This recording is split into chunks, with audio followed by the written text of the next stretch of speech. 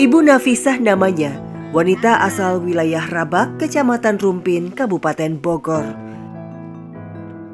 Seperti inilah kesehariannya menjual aneka camilan ringan dan kerupuk seperti rangeneng, ranginang, dan rangining untuk memenuhi kebutuhan hidupnya.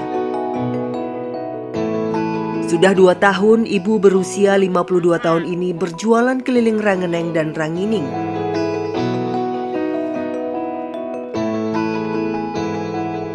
Kisah sedih pernah dialami Bu Nafisah, salah satunya ketika ditinggal pergi oleh suami yang dicintainya. Suami saya nggak pulang-pulang, terus saya pergi cari kerjaan ke Tangerang. Udah gitu saya ketemu sekampung gitu ya, yuk kita lihat film, katanya ada layar tancap kan. Udah gitu lihat pengantinnya itu, nggak taunya itu suami saya. Di situ saya langsung kaget gitu, aduh itu suami saya nggak pulang 2 bulan dia, ternyata dia udah nikah lagi. Hancur lebur perasaan Ibu Nafisah saat itu. Ia hanya bisa membayangkan bagaimana kehidupannya nanti bersama anaknya. Ia hanya bisa berusaha mencari jalan keluar dari peristiwa yang dialaminya. Enggak, saya mau ngomong sama suami saya, jadi saya sedih.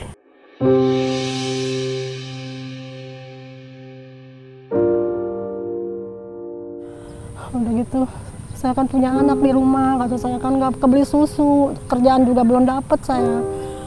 Saya tolong aja minta biaya gitu buat anak gitu. Kan emak juga nggak pasti suka ngurusinnya juga kalau nggak ada duitnya dari saya, dari bapaknya gitu.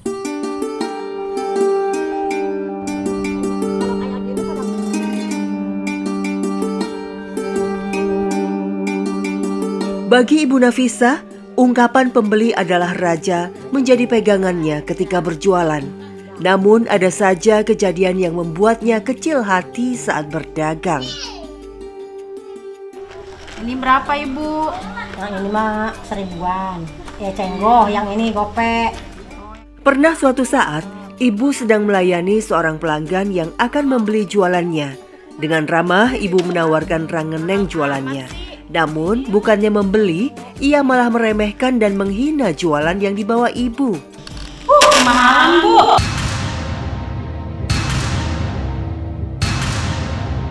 Jadi beli Bu. Pergi. Setelah puas memarahi dan tidak jadi membeli, pembeli ini malah mengusir ibu dari halaman depan rumahnya. Di rumah juga numpuk, katanya masih banyak, mau rangenengnya ada, mau rangen itu enye-enyenya ada katanya. Cuman minyaknya juga kan mahal katanya. Nggak ada yang makan di sini malah katanya gitu. Nggak pada seneng katanya.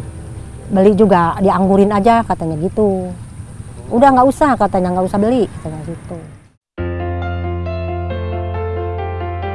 Dengan bergegas, ibu segera meninggalkan pembeli tersebut.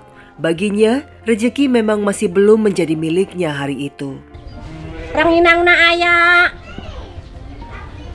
Rangeneng huina aya ya. Ia hanya bisa pasrah dan berserah diri kepada Allah Ta'ala atas cobaan dan ujian yang datang. Sedih saya, sedih di jalan. Ya Allah, kata saya gini, ada segininya amat, kata saya ini orang nyempelein gitu ya istilahnya. Tapi sabarlah, siapa tahu ke depannya kita nggak marah sih enggak saya. Ya udah ya Bu, yang nggak jadi mah kata saya. Pamit aja saya. Ibu Nafisah berjualan keliling dari satu kampung ke kampung lainnya. Cara berjualannya pun tidak menggunakan gerobak, melainkan dengan menggendong tampah yang berisi rangeneng dan ranginang. Jarak yang ditempuh cukup jauh, kurang lebih sekitar 10 km. Terkadang ibu memotong jalan melewati hamparan sawah agar bisa cepat sampai ke tujuan.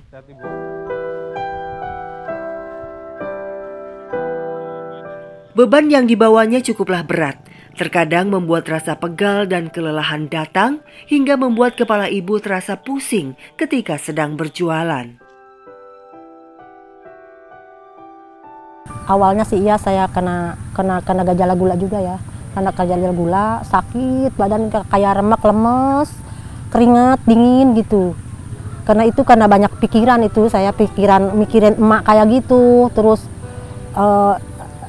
anak juga ya, anak yang lelaki nyeselin, jadi saya kena penyakit itu 3 bulan saya, tapi udah berlalu gitu, udah berlalu, udah kelewat lah gitu.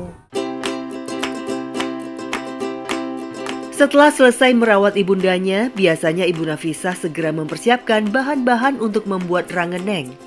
Pertama, membuat adonan rangeneng terlebih dahulu, yang terdiri dari campuran dari tepung sagu dan tepung tapioka.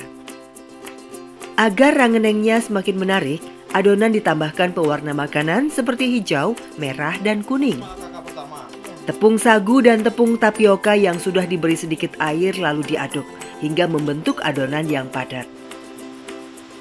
Adonan yang sudah padat ini lalu dimasukkan ke alat pencetak kerupuk. Adonan yang bulat tadi ditekan dengan alat ini dan nantinya akan berbentuk menyerupai mie panjang. Selanjutnya, adonan panjang dibentuk menjadi lingkaran. Kalau sudah, proses selanjutnya mengukus adonan rangeneng tadi. Proses pengukusan membutuhkan waktu sampai 2 jam. Nah, kalau adonannya sudah kenyal, tandanya sudah siap untuk dijemur. Biasanya membutuhkan waktu 1 hari. Namun kalau sedang musim hujan, waktu penjemurannya bisa lebih lama. Proses penjemuran ini paling penting sahabat. Adonan rangenengnya harus dijemur di bawah terik sinar matahari. Kalau tidak kering sepenuhnya, maka rangenengnya ketika digoreng akan tidak mekar sempurna. Nah, kalau sudah kering seperti ini, tandanya siap untuk dijual.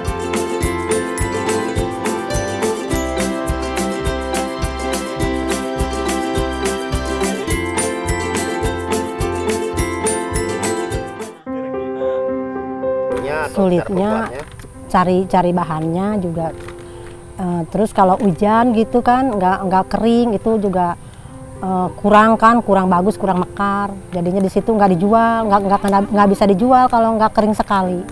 Yang bagusnya tuh kering sekali gitu, sekali dijemur sekali kering.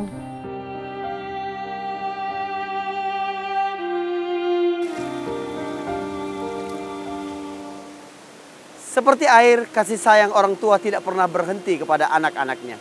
Itulah sebabnya hak mereka juga sangat besar. Sesibuk apapun dirimu di luar, sebanyak apapun tanggungan keluargamu, setua apapun usiamu, tetap tidak pernah berhenti ada tanggung jawab berbakti kepada kedua orang tuamu. Jibril alaihissalam satu hari datang ke Nabi Shallallahu Alaihi Wasallam ketika hendak naik mimbar. Lalu kemudian Jibril berdoa dan diaminkan oleh Nabi Shallallahu Alaihi Wasallam. Salah satu doa Jibril itu adalah, celakalah seseorang yang kedua orang tuanya masih hidup atau salah satunya masih hidup, tapi itu tidak menjadi kunci surga untuknya. Sahabat hikmah, betapa luar biasanya hadis ini. Kenapa? Sebab malaikat pilihan berdoa, diaminkan oleh manusia pilihan, di tempat pilihan, di mimbar Nabi Sallallahu Alaihi Wasallam. Yang Nabi katakan mimbarnya itu berada di atas haud, di atas telaganya nanti pada hari kiamat. Dan letak mimbarnya itu adalah di antara taman-taman surga. Disitulah malaikat pilihan berdoa, diaminkan oleh manusia pilihan. Betapa celaka mereka yang tidak tahu akan kebaikan-kebaikan orang tuanya. Bagi engkau yang pernah mendapati kesempitan dalam hidup, coba muhasabah kembali. Jangan-jangan engkau kurang berbakti kepada kedua orang tua. Kisah yang luar biasa tentang 3 orang yang terkepung di dalam gua. Tapi kemudian batu gua itu bergeser sehingga mereka dapat keluar. Di antaranya karena apa? Karena ada seseorang yang berbakti kepada kedua orang tuanya, bahkan mendahului anak dan istrinya.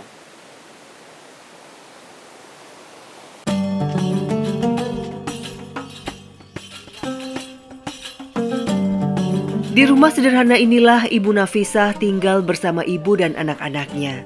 Semua usaha yang ia lakukan itu semata-mata untuk memenuhi kebutuhan keluarganya. Bahkan dengan sabar dan penuh pengabdian terhadap orang tua, Ibu Nafisah merawat ibunya yang sudah berusia 98 tahun, yang tentunya butuh perhatian lebih. Maunya nggak mau jauh sama saya, tapi mulutnya walaupun kayak gitu juga, dia kalau saya katanya ngusir-ngusir, tapi saya tinggalin ya, semalam saya nginep di mana, tapi dia nangis melulu, Isa balik. Jadi dia nggak terasa kalau dia tadinya ngomongnya nyakitin, ngusir-ngusir. Sebagai anak yang berbakti, tidak terbersit sedikit pun bagi Ibu Nafisah untuk menitipkan ibundanya ke panti jompo. Selama masih bernafas, ia akan terus merawat bundanya sampai akhir hayat. Terkadang tak terasa air mata menetes saat Ibu Nafisah memijat pundak ibundanya. Teringat akan kasih sayang yang diberikan kepadanya sewaktu kecil, terselip rasa khawatir apabila suatu saat ibundanya dipanggil oleh Allah Subhanahu wa Ta'ala.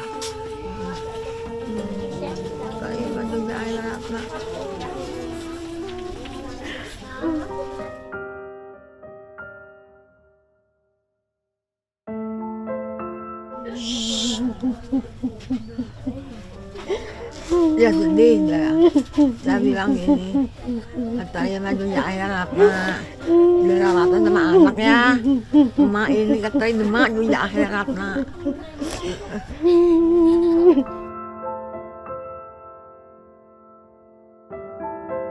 Bakti anak kepada orang tua tak akan pernah bisa membayar semua yang diberikan oleh orang tua kepada kita. Hanya bakti dengan tulus dan ikhlas, serta doa yang dipanjatkan kepada Allah Ta'ala yang dapat Ibu Nafisah berikan kepada ibundanya. Saya tulus. Apa-apa juga saya punya apa-apa ingat emak. Apa masakan juga saya belum nyicipin, sudah diduluin sama buat emak. Nasi matang buru-buru buat emak. Saya apa-apa didulin buat emak. Suami saya juga cocok saya sama suami saya. Apa-apa juga kalau baru datang dari mana-mana, nih kasih emak.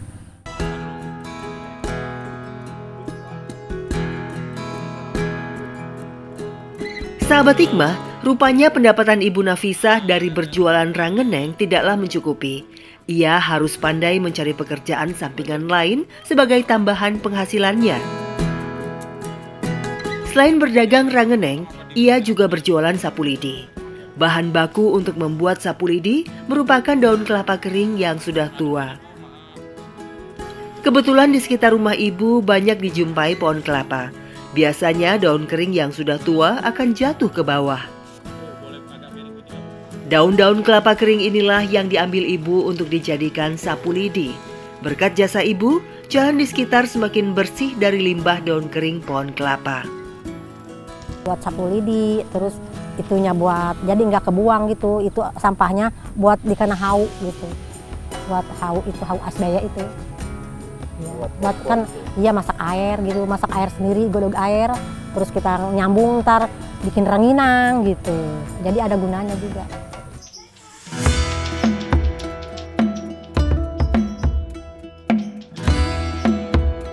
Daun kelapa yang sudah diambil tadi lalu dipisahkan dengan batang daunnya yang nantinya akan dibuat menjadi sapu lidi. Sedangkan batang daun kelapanya biasanya dijadikan untuk tambahan bahan bakar tungku kayu untuk memasak. Dengan penuh kesabaran, Ibu Nafisah memotong daun dan mengumpulkan puluhan tulang daun kelapa.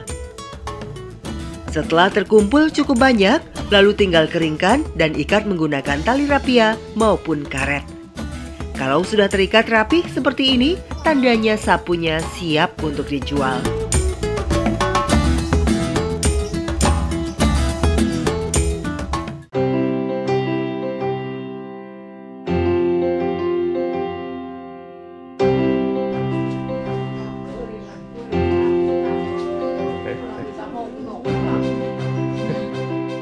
Sama seperti rangeneng, ibu biasanya berjualan sapu lidi buatannya sambil berjalan kaki keliling kampung. Harganya pun murah sahabat, hanya Rp5.000 saja untuk satu buah sapu lidi.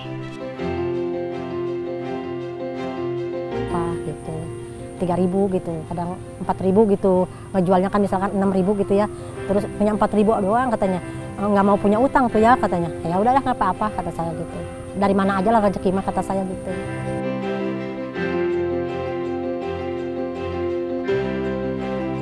Namun karena persaingan yang semakin berat serta pembuat sapu lidi yang banyak tumbuh di lingkungan rumahnya, terkadang membuat sapu lidi Ibu Nafisah tidak laku terjual. Kalau sapu lidi jualannya masih tersisa, ibu bagikan secara cuma-cuma kepada orang yang lebih membutuhkan. Hanya inilah ladang amal yang bisa dilakukannya untuk membantu orang lain walaupun kondisinya sendiri sedang dalam keadaan sulit. Masya Allah.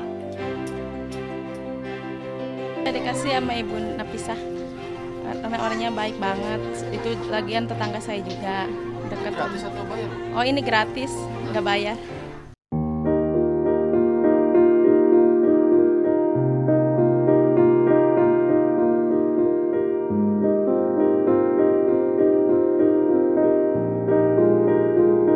Apapun Ibu Nafisa lakukan untuk mendapatkan rezeki demi memenuhi kebutuhan keluarganya.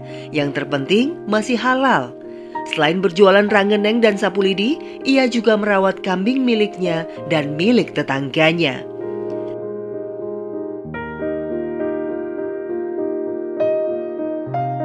Setiap sore hari, ibu memberikan makan kambing milik tetangganya. Ketika kambing ini dijual, nantinya ibu baru akan mendapatkan upah dari hasil penjualannya. Rezeki dari uang pemberhentian saya juga beli kambing ya. Jadi buat saya itu ngomong anak, sekalian ngomong kambing juga biar ada kambing ada harapan. Anak gede, kambing juga ada hasilnya. Gitu.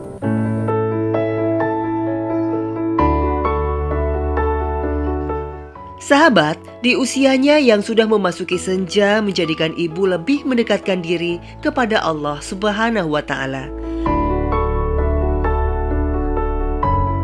Sesibuk dan sesulit apapun, ia selalu ibadah sholat 5 waktu serta berdoa memohon ampunan. Hanya kepada Allah ia meminta agar diberikan keselamatan dunia dan akhirat serta kebahagiaan bagi keluarganya.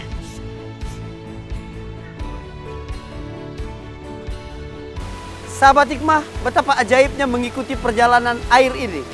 Berasal dari mata air yang kecil, tapi kemudian terus mengalir, dan mengalir. Dan air ini terjaga kejernihannya karena dia terus bergerak, memberikan kebaikan kepada alam di sekitarnya. Begitulah keterbatasan yang ada dalam hidupmu, jangan pernah menghalangimu untuk memberi kepada orang lain. Sebab justru kebutuhan kita untuk memberi jauh lebih besar daripada kebutuhan kita untuk menerima kebaikan-kebaikan. Ketika kita memberi kepada orang lain, kita hanya menutupi kebutuhan mereka di dunia. Tetapi kita sedang menutupi kebutuhan kita di akhirat nanti. Di dunia sendiri, balasannya tidak mungkin ditunda oleh Allah Subhanahu wa Ta'ala. Setiap pagi, 2 orang malaikat saling bersahutan di timur dan di barat. Ya Allah, berikanlah ganti kepada mereka yang berinfak hari ini. Ya Allah, berikanlah kebangkrutan kepada orang-orang yang menahan hartanya pada hari ini. Jangan menahan sesuatu dalam kehidupanmu, kecuali dia akan menjadi penyakit dan musibah untukmu. Air ini adalah bukti keberkahan. Bagaimana dari sumber yang kecil, ketika dia mengalirkan kebaikan kepada banyak alam di sekitarnya, dia menjadi terjaga, jernih, dan terus dapat bermanfaat.